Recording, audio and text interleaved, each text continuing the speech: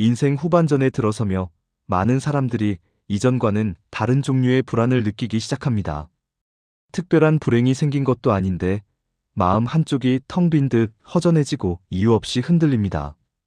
이 불안은 대개 삶이 잘못되어서가 아니라 익숙했던 역할들이 하나둘 사라지기 시작할 때 찾아옵니다. 퇴직을 하고 나면 더 이상 직함으로 불리지 않습니다. 매일 출근하던 시간표가 사라지고 사회 속에서 맡고 있던 자리가 비워집니다. 자녀가 독립하면 보호자라는 역할도 자연스럽게 뒤로 물러납니다. 누군가를 책임지느라 바빴던 시간 이후에 남는 것은 뜻밖에도 여유가 아니라 공허함입니다. 할 일은 줄었는데 마음은 더 바빠집니다. 이때 많은 이들의 마음속에 같은 질문이 떠오릅니다. 이제 나는 무엇인가? 누군가의 상사도 부모로서의 중심도 아닌 지금의 나는 어떤 존재인가? 이 질문은 단순한 호기심이 아니라 정체성이 흔들릴 때 나타나는 깊은 불안의 신호입니다. 우리는 오랫동안 하는 일과 맡은 역할로 자신을 설명해왔기 때문입니다. 부처님은 이러한 상태를 역할에 대한 집착으로 보았습니다. 본래의 나는 변하지 않는데 우리가 스스로를 특정 역할에만 묶어두었기 때문에 그 역할이 사라질 때 함께 무너지는 것처럼 느껴진다는 것입니다. 직업이 곧 나이고 부모 역할이 곧 나라고 믿는 동안 역할이 사라지면 나 역시 사라진 것처럼 느껴집니다. 하지만 부처님은 분명히 말합니다. 역할은 인연 따라 맡은 것일 뿐 나의 전부가 아니다. 인연이 닿으면 내려놓는 것이 자연스러운 흐름입니다. 문제는 역할이 끝났음에도 마음이 여전히 그 자리에 매달려 있을 때 생깁니다. 이미 끝난 무대에서 혼자 대사를 붙잡고 서 있는 셈입니다. 인생 후반전의 불안은 실패의 신호가 아닙니다. 오히려 역할에서 벗어나 있는 그대로의 나를 만나야 할 시점이 왔다는 알림입니다. 무엇을 더 해야 할지 고민하기 전에 이제까지 나를 규정하던 이름표를 잠시 내려놓아야 할 때입니다. 부처님이 가르친 길은 다시 무언가가 되라는 길이 아닙니다. 그동안 역할 속에 가려져 있던 나 자신으로 돌아오는 길입니다.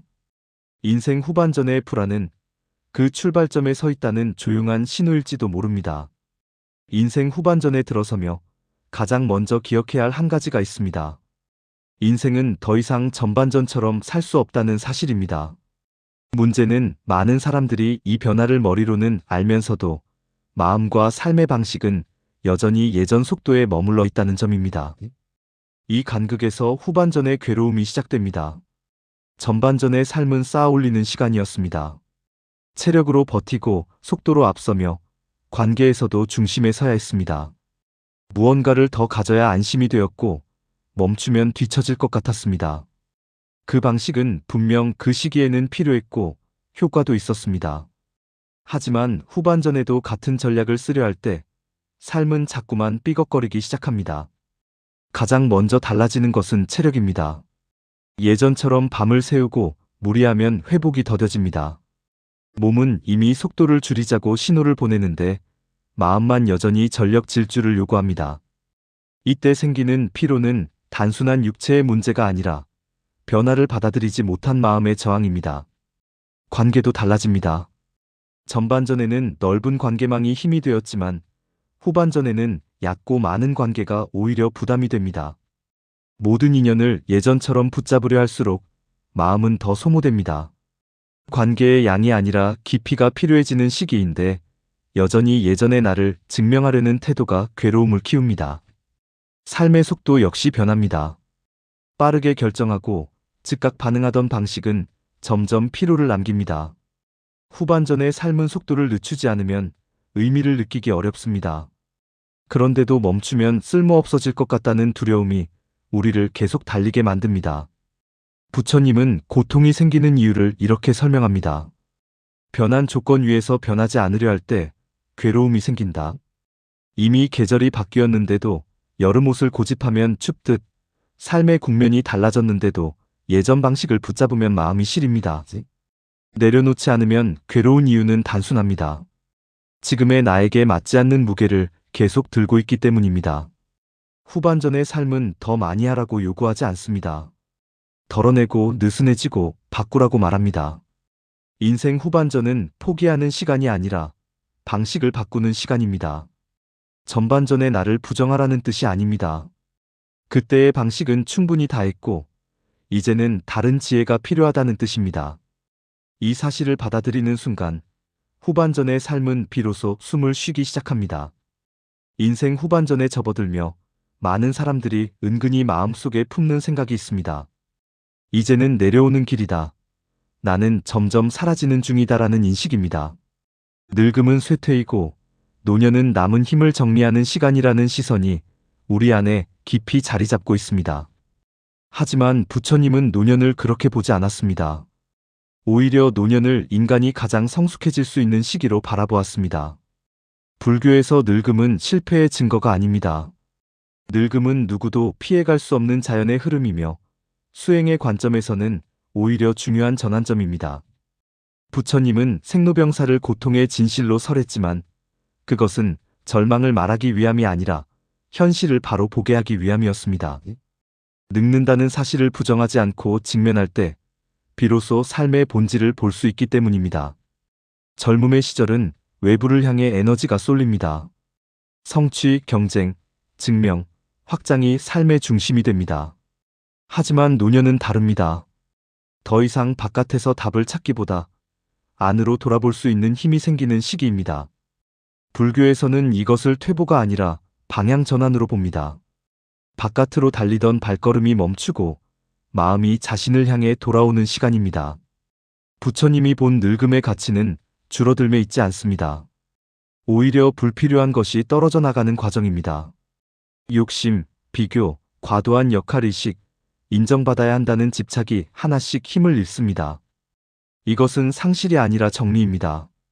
인생에서 정말 중요한 것이 무엇인지 선명해지는 시간입니다. 우리는 흔히 능력이 줄어들면 가치도 줄어든다고 생각합니다. 하지만 불교적 관점에서 인간의 가치는 생산성에 있지 않습니다. 알아차림과 통찰의 깊이에 있습니다. 경험이 쌓이고 실패와 상실을 통과한 사람만이 가질 수 있는 지혜가 있습니다. 노년은 그 지혜가 무르익는 시기입니다. 부처님 자신도 깨달음을 얻은 뒤 인생의 후반을 가르침과 성찰 속에서 보냈습니다. 그분의 마지막 가르침은 더 많은 것을 이루라는 말이 아니었습니다. 스스로를 등불로 삼아라. 외부의 역할이 줄어드는 시기에 가장 어울리는 말입니다. 이제는 타인의 기대가 아니라 자신의 마음을 비추는 삶으로 나아가라는 뜻입니다. 노년은 끝을 준비하는 시간이 아니라 삶을 완성해가는 과정입니다. 겉으로 보기에 줄어드는 것 속에서 마음은 오히려 넓어질 수 있습니다. 부처님은 늙음을 인생의 실패로 보지 않았습니다. 늙음은 더 이상 증명하지 않아도 되는 자유, 그리고 깊어질 수 있는 마지막 기회였습니다. 이 시선을 받아들이는 순간 인생 후반전은 두려움이 아닌 성숙의 길로 바뀌기 시작합니다. 인생 후반전에 들어서면 마음은 자주 무엇을 잃었는가를 먼저 셉니다. 예전 같지 않은 체력, 줄어든 사회적 역할, 이름 앞에 붙던 직함의 사라짐. 젊을 때는 당연하게 누리던 것들이 하나둘 멀어지며 삶 전체가 줄어드는 것처럼 느껴지기 쉽습니다. 이때 많은 사람들은 자신도 함께 작아지고 있다고 착각합니다. 하지만 무거워지는 것은 삶이 아니라 잃어감에만 머무는 시선입니다. 후반전에서 생기는 가장 큰 착각은 인생의 가치를 젊을 때의 기준으로 계속 재단하려는 마음입니다. 속도, 성취, 영향력, 경쟁력 같은 잣대는 전반전에는 의미가 있었지만 후반전에서는 오히려 마음을 괴롭게 합니다. 같은 방식으로 살 수 없다는 사실을 인정하지 못할 때 사람은 끊임없이 자신을 부족하다고 느끼게 됩니다. 젊음이 사라진 자리에 공허가 생기는 것이 아닙니다. 문제는 젊음만을 기준으로 삼아왔다는 점입니다. 힘이 줄어드는 것은 자연이지만 그 변화를 실패로 해석하는 것은 마음의 선택입니다. 부처님은 모든 존재가 변한다는 무상을 삶의 진실로 보았습니다. 변함을 거부할수록 고통이 커지고 변함을 받아들일수록 마음은 가벼워진다고 가르쳤습니다. 또 하나 후반전을 무겁게 만드는 요소는 비교입니다. 여전히 활발한 또래, 사회적 역할을 유지하는 지인, 더 젊어 보이는 사람들과 자신을 나란히 세우는 순간 마음은 쉽게 허무로 기웁니다. 비교는 현재의 나를 보지 않게 만들고 이미 지나간 시절의 그림자와 자신을 겨루게 합니다. 이 싸움은 이길 수 없습니다. 기준 자체가 과거에 머물러 있기 때문입니다. 부처님은 비교의 마음을 분별심이라 불렀습니다. 분별심은 현실을 있는 그대로 보지 못하게 하고 끊임없이 부족함을 만들어냅니다. 후반전의 삶에서 이 분별심이 강해질수록 이미 충분히 살아온 시간조차 스스로 부정하게 됩니다. 그 순간 인생은 축적의 결과가 아니라 결핍의 목록이 됩니다. 하지만 잃어가는 것만 있는 인생은 없습니다. 후반전에는 전반전에는 없던 것들이 생깁니다. 기다릴 줄 아는 마음, 타인의 아픔을 이해하는 깊이, 혼자 있는 시간을 견딜 수 있는 힘. 이들은 눈에 잘 띄지 않지만 삶을 지탱하는 가장 단단한 자산입니다. 부처님은 집착이 고통을 만든다고 했습니다. 젊음에 대한 집착, 역할에 대한 집착, 과거의 나에 대한 집착이 클수록 현재의 삶은 무거워집니다. 반대로 사라진 것 대신 지금 남아있는 것을 볼 수 있을 때 인생 후반전은 비로소 다른 의미를 갖기 시작합니다. 삶은 줄어든 것이 아니라 방향이 달라졌을 뿐입니다. 그리고 그 방향을 이해하는 순간 마음의 짐은 조금씩 풀리기 시작합니다. 인생 후반전의 문턱에 서면 삶은 더 이상 무엇을 더 가질 것인가를 묻지 않습니다. 대신 조용히 이렇게 묻습니다. 이제 무엇을 내려놓을 수 있는가? 이 질문에 답하지 못할수록 마음은 복잡해지고 답하기 시작할수록 삶은 단순해집니다. 그래서 후반전의 첫 과제는 성취가 아니라 정리입니다. 전반전의 삶이 쌓아 올리는 과정이었다면 후반전의 삶은 불필요한 것을 덜어내는 과정입니다. 더 많이 가질수록 안전해질 것 같던 마음은 어느 순간부터 오히려 무게가 됩니다. 사람도 욕심도 역할도 그대로 안고 가기에는 남은 시간이 다르게 느껴지기 때문입니다. 이때 정리는 포기가 아니라 삶의 방향을 다시 맞추는 일입니다. 가장 먼저 마주하게 되는 정리는 관계입니다. 인생 전반전에서는 많은 관계가 필요했습니다. 일로 맺은 인연, 역할로 이어진 만남, 의무로 유지해온 관계들. 하지만 후반전에서는 모든 관계를 같은 힘으로 붙잡을 수 없습니다. 억지로 이어지는 관계는 마음을 소모시키고 진짜 소중한 인연을 흐리게 합니다. 부처님은 인연도 무상하다고 보았습니다. 자연히 멀어질 인연을 붙잡지 않는 것, 그건 역시 지혜입니다. 다음으로 필요한 정리는 욕심입니다. 후반전에도 욕심은 사라지지 않습니다. 다만 그 욕심이 현실과 맞지 않을 때 고통이 커집니다. 예전처럼 할 수 있을 것이라는 기대, 여전히 인정받아야 한다는 마음, 남들보다 뒤처지지 말아야 한다는 조급함. 이런 욕심은 삶을 앞으로 밀기보다 마음을 과거에 묶어둡니다. 부처님이 말한 고통의 뿌리, 가래는 이처럼 내려놓지 못한 욕심에서 자라납니다. 욕심을 정리한다는 것은 아무것도 바라지 말라는 뜻이 아닙니다. 다만 지금의 삶에 맞지 않는 기대를 내려놓는 것입니다. 욕심이 줄어들면 삶이 빈약해지는 것이 아니라 오히려 숨 쉴 공간이 생깁니다. 필요한 것과 불필요한 것이 분명해지기 때문입니다. 마지막으로 가장 중요한 정리는 역할입니다. 부모, 직장인, 가장, 책임자라는 역할은 전반전에서 삶의 중심이었습니다. 하지만 후반전까지 그 역할에 매달리면 삶은 자연스러운 변화를 거부하게 됩니다. 역할이 사라졌다고 해서 존재가 사라지는 것은 아닙니다. 다만 역할 없는 나를 받아들이는 시간이 필요할 뿐입니다. 부처님은 자아에 대한 집착이 괴로움을 만든다고 했습니다. 내가 어떤 사람이었는가 보다 지금 어떤 마음으로 살아가고 있는가가 더 중요해지는 시기. 역할을 정리한다는 것은 자신을 비우는 일이 아니라 본래의 나로 돌아오는 과정입니다. 인생 후반전의 정리는 끝이 아닙니다. 오히려 가벼워진 마음으로 다음 길을 준비하는 시작입니다. 덜어낼수록 삶은 단순해지고 단순해질수록 하루는 더 또렷해집니다. 이렇게 정리가 시작될 때 인생 후반전은 비로소 새로운 방향으로 흐르기 시작합니다. 인생 후반전의 정리가 어느 정도 이루어지면 마음에는 이상한 공백이 생깁니다. 바쁘게 붙잡고 있던 것들을 내려놓고 나면 허전함이 먼저 찾아옵니다. 많은 사람들은 이 공백을 불안으로 오해합니다. 이렇게 비워도 괜찮은 걸까? 그러나 부처님은 이 순간을 비움의 시작, 다시 말해 새로운 삶이 들어올 수 있는 자리라고 보았습니다. 부처님은 늘 이렇게 말했습니다. 가득 찬 그릇에는 더 담을 수 없다. 마음도 마찬가지입니다. 생각, 후회, 욕심, 역할로 가득 찬 마음에는 아무리 좋은 가르침도, 평온도 들어올 자리가 없습니다. 그래서 수행의 첫 단계는 더 채우는 것이 아니라 덜어내는 일이었습니다. 비움은 결핍이 아니라 수용을 위한 준비입니다. 우리는 흔히 마음을 채워야 안정된다고 믿습니다. 계획이 있어야 안심되고 소유가 있어야 든든하며 관계가 많아야 외롭지 않다고 생각합니다. 하지만 어느 순간부터 그 채움이 오히려 부담이 됩니다. 생각이 많을수록 잠들기 어렵고 가진 것이 많을수록 잃을까 두려워지며 관계가 많을수록 마음은 쉬지 못합니다. 이것이 가득 찬 마음의 한계입니다.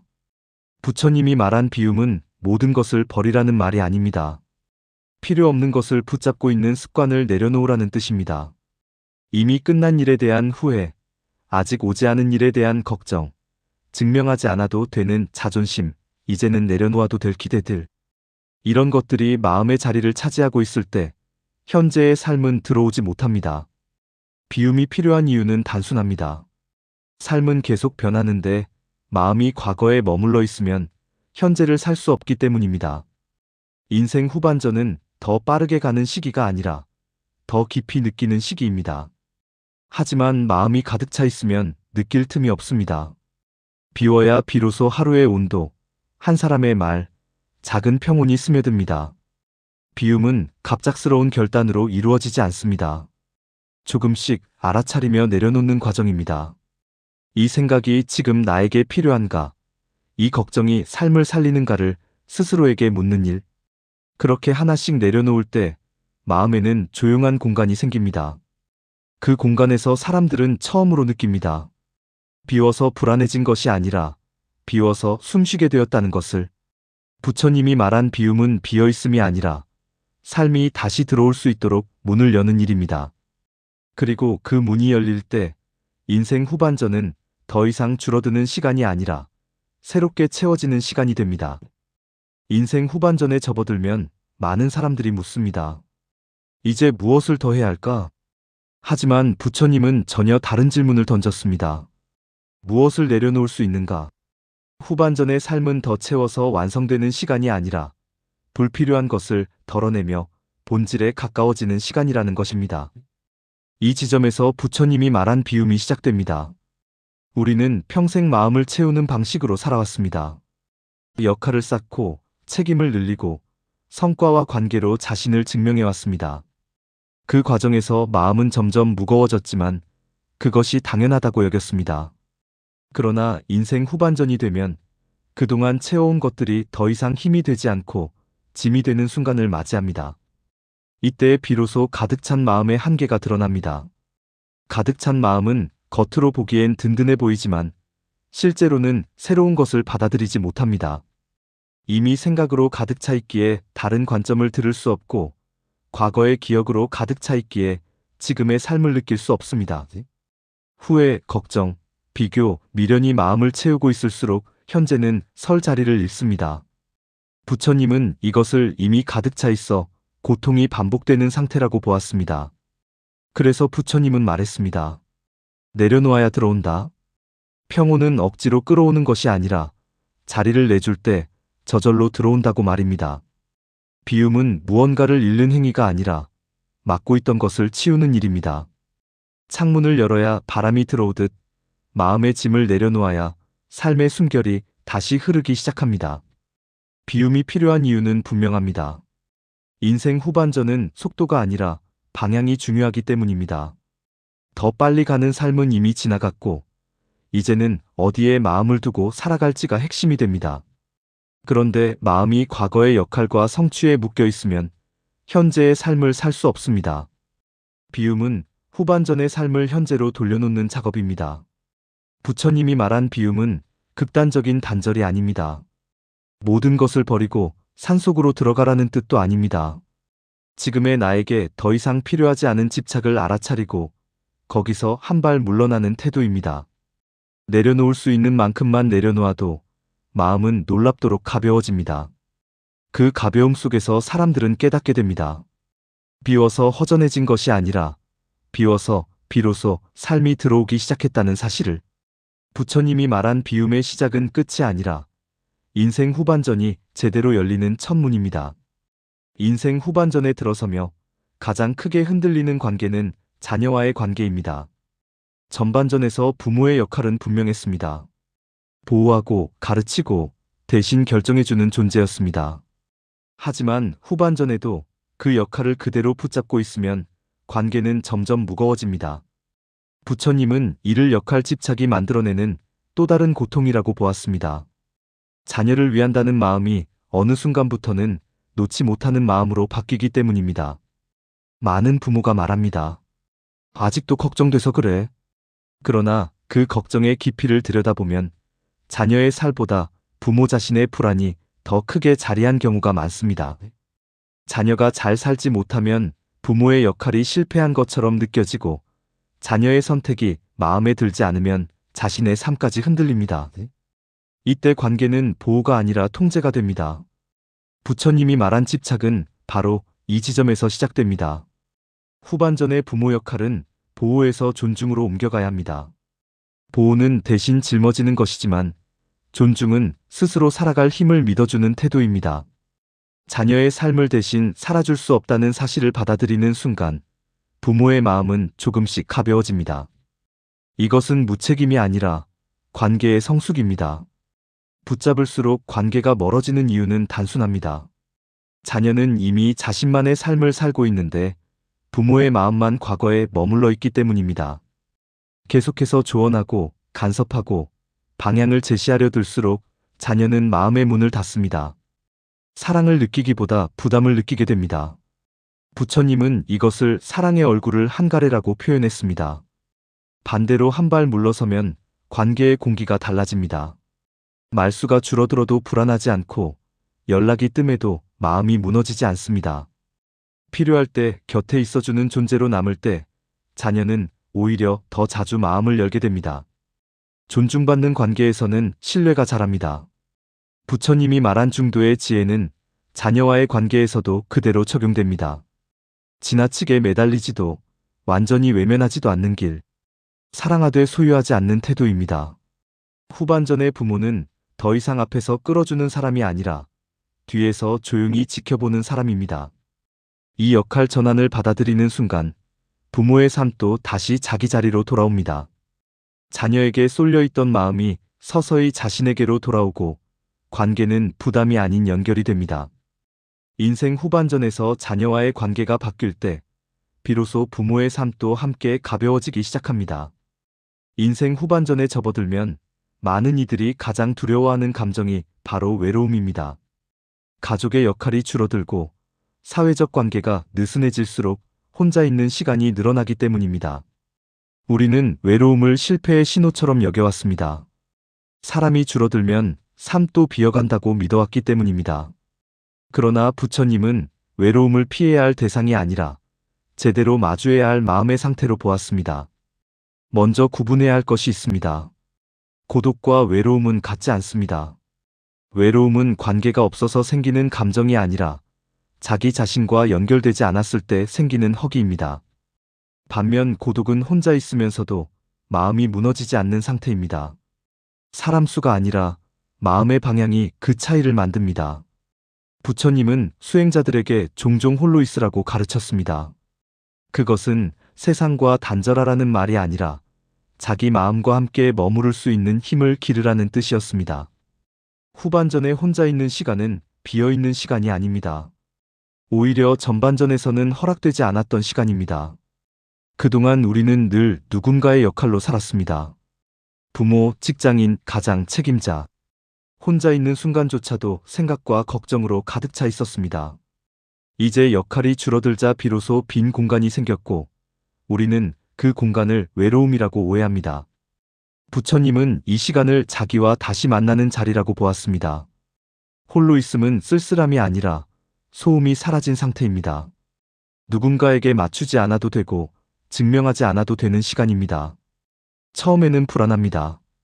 그래서 우리는 TV를 켜고 휴대폰을 만지며 다시 소음 속으로 들어가려 합니다. 하지만 그 침묵을 견디는 순간 마음은 조금씩 안정되기 시작합니다. 중요한 것은 혼자 있음을 없애려 애쓰지 않는 태도입니다. 외로움이 올라오면 왜 이렇게 쓸쓸하지라고 밀어내기보다 아, 지금 이런 마음이 있구나 하고 알아차리는 것입니다. 부처님은 감정도 지나가는 손님과 같다고 했습니다. 붙잡지 않으면 머물지 않습니다. 외로움 역시 함께 있어줄 때 오히려 힘을 잃습니다. 후반전의 삶에서 홀로 있음은 벌이 아니라 선물입니다. 그 시간 속에서 우리는 타인의 시선이 아닌 자신의 호흡과 마음을 다시 느끼게 됩니다. 외로움을 두려워하지 않을 때 혼자는 고독이 되고 고독은 삶을 단단하게 만드는 힘으로 바뀝니다. 인생 후반전에 들어서면 불안이나 외로움보다 더 조용히 그러나 깊게 마음을 잠식하는 것이 있습니다. 바로 후회입니다. 몸이 느려질수록 시간이 많아질수록 마음은 자연스럽게 과거로 향합니다. 그리고 그곳에서 우리는 수없이 같은 문장을 반복합니다. 그때 그렇게만 하지 않았어도 조금만 다르게 살았더라면.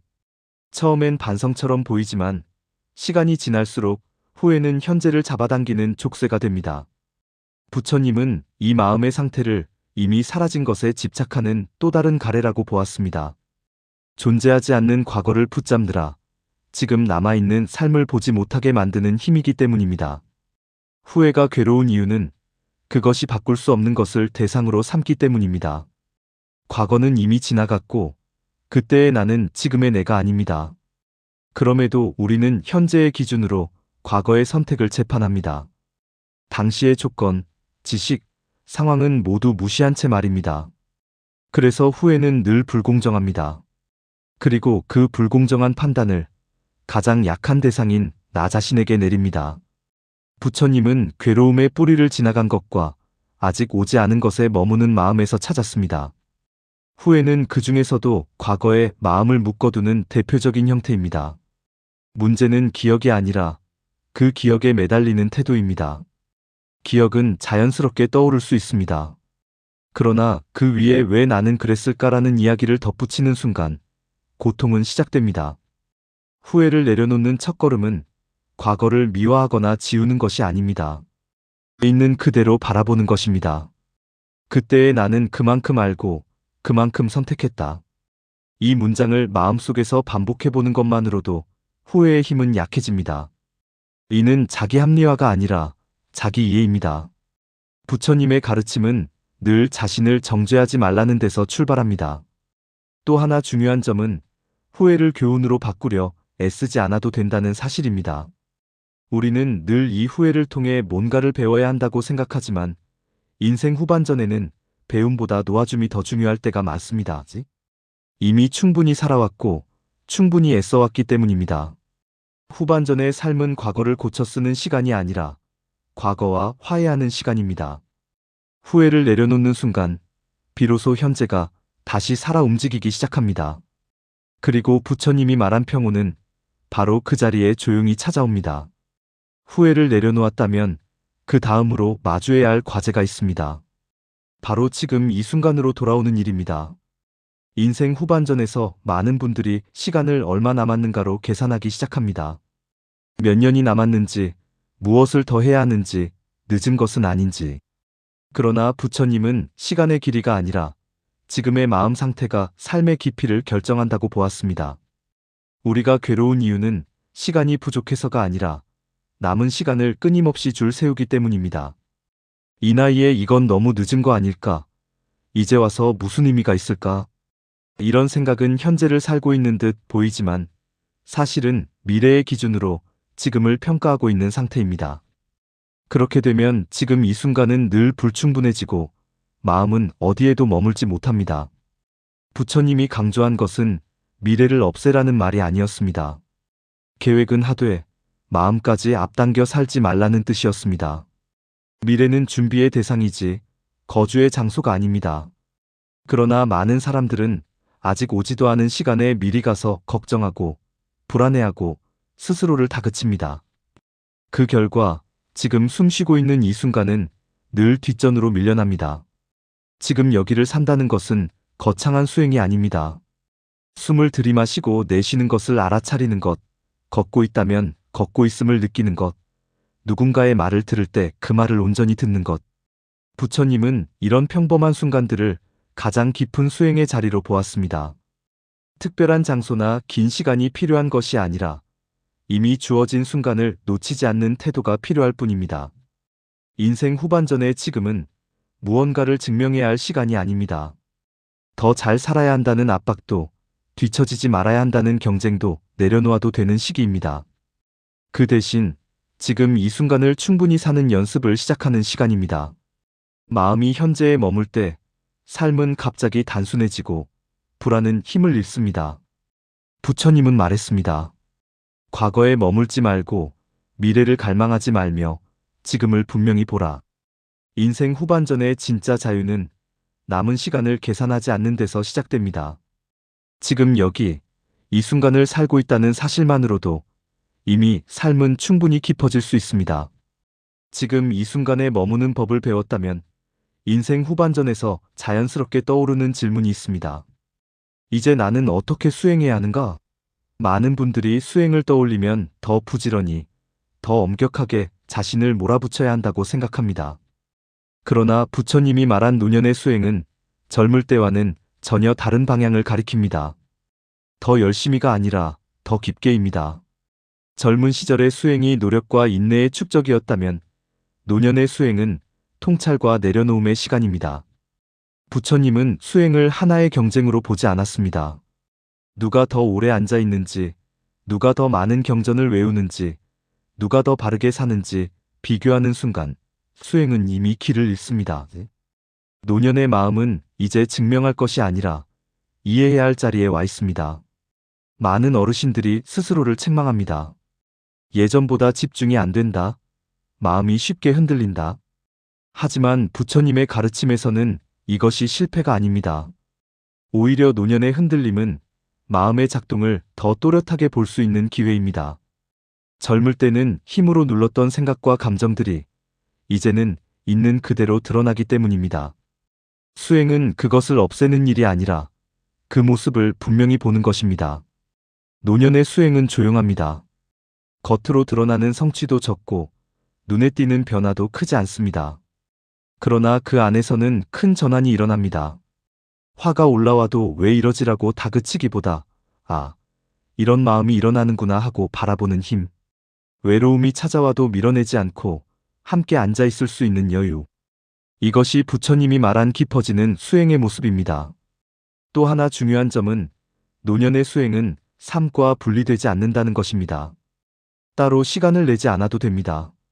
설거지를 하면서, 천천히 걸으면서, 누군가를 기다리며 앉아있는 그 순간이 곧 수행의 자리입니다.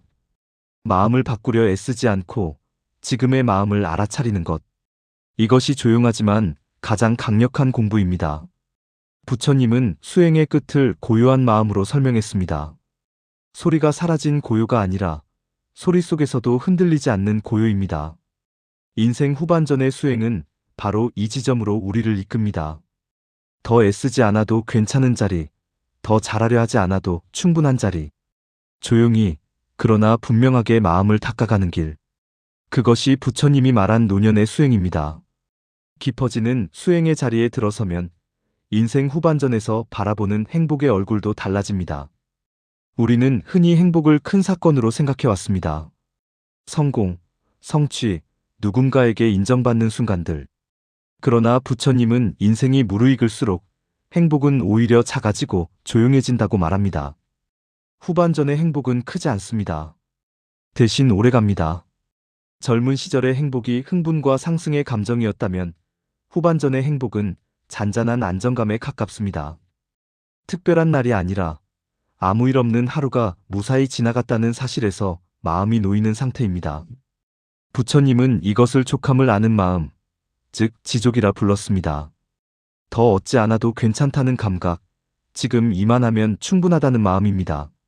아침에 눈을 뜨고 몸이 아직 움직여준다는 것, 창밖의 빛이 계절을 알려준다는 것, 밥 한 끼를 천천히 씹어먹을 수 있다는 것. 이런 평범한 장면들은 너무 흔해서 행복으로 인식되지 않습니다. 하지만 부처님은 바로 이 평범함을 알아차리는 능력이 수행의 열매라고 말합니다. 특별하지 않아서 보이지 않았던 것들이 어느 순간 마음을 편안하게 채웁니다. 후반전의 행복은 소유가 아니라 상태입니다. 무엇을 가졌느냐보다 하루를 어떤 마음으로 보냈느냐가 더 중요해집니다. 많은 것을 하지 않아도, 많은 사람을 만나지 않아도 괜찮습니다. 괜히 마음을 쓰지 않아도 되는 하루, 쓸데없는 말과 생각이 줄어든 하루. 그 하루 자체가 이미 충분한 선물입니다. 부처님은 행복을 붙잡으려 하지 말라고 했습니다. 크고 강렬한 행복을 좇을수록 우리는 쉽게 실망하고 허무해집니다. 반대로 작은 만족을 소중히 여길 줄 알면 삶 전체가 부드러워집니다. 인생 후반전의 행복은 박수칠 만한 사건이 아니라 고개를 끄덕이게 되는 순간들로 이루어집니다. 오늘 하루가 특별하지 않았다는 사실에 안도할 수 있다면 이미 마음은 평온의 방향으로 가고 있습니다.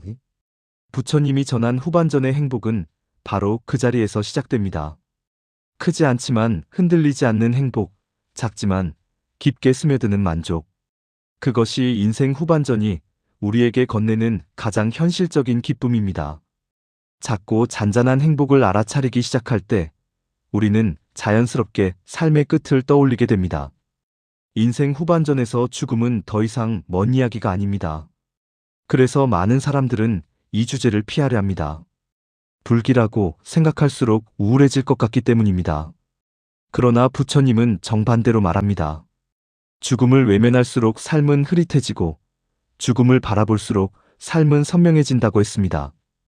부처님이 강조한 수행 중 하나가 바로 사념처의 죽음 관찰, 즉 죽음 명상입니다.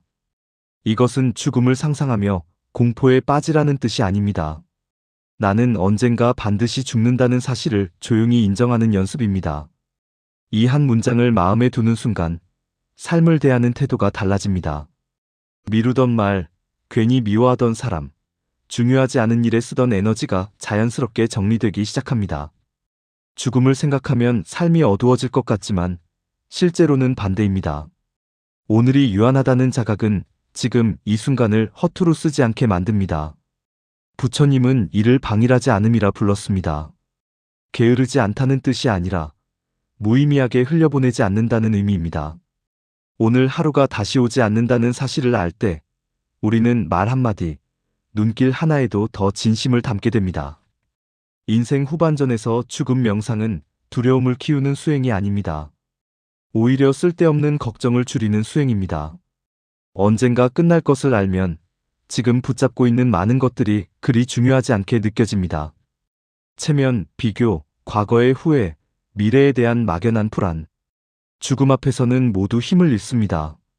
대신 남는 것은 오늘 어떻게 살 것인가라는 단순하고 분명한 질문입니다. 부처님은 삶을 길게 살라고만 가르치지 않았습니다. 깨어서 살라고 가르쳤습니다. 죽음을 떠올리는 사람은 오히려 현재에 가장 충실해집니다. 오늘 만나는 사람을 마지막처럼 대하지는 않더라도 최소한 무심하게 흘려보내지는 않게 됩니다. 이 선명함이 삶을 바꿉니다. 죽음을 생각한다는 것은 삶을 포기하는 일이 아닙니다. 오히려 오늘을 더 잘 살기 위한 가장 현실적인 지혜입니다. 인생 후반전에서 죽음을 바라볼 용기를 가질수록 하루는 더 또렷해지고 마음은 더 가벼워집니다. 부처님은 그 자리에서 비로소 삶이 제자리로 돌아온다고 말했습니다. 죽음을 바라보며 오늘을 선명하게 살기 시작했다면 인생 후반전에서 자연스럽게 떠오르는 질문이 하나 있습니다. 그래서 나는 무엇을 남길 것인가? 하지만 부처님은 이 질문의 방향을 살짝 바꿉니다. 후반전의 핵심은 남기는 삶이 아니라 살아내는 삶의 태도라고 말합니다. 젊은 시절 우리는 성취로 자신을 증명해왔습니다. 무엇을 이루었는지, 얼마나 가졌는지, 어떤 자리에 올랐는지가 삶의 의미처럼 여겨졌습니다. 그러나 인생 후반전에서는 그 기준이 더 이상 마음을 채워주지 않습니다. 남길 업적은 점점 줄어드는데 마음은 오히려 더 허전해집니다. 이때 부처님은 묻습니다. 무엇을 했는가가 아니라 어떻게 살았는가를 돌아보라고. 의미는 결과에 있지 않습니다. 하루를 대하는 태도에 있습니다. 성공하지 않아도 괜찮고 대단하지 않아도 괜찮습니다. 대신 지금 이 순간을 성실하게 살았는가, 사람을 대할 때 따뜻했는가, 스스로에게 부끄럽지 않았는가가 중요해집니다. 이것이 부처님이 말한 업의 진짜 무게입니다. 남에게 보이는 기록이 아니라 내 마음에 남는 흔적입니다.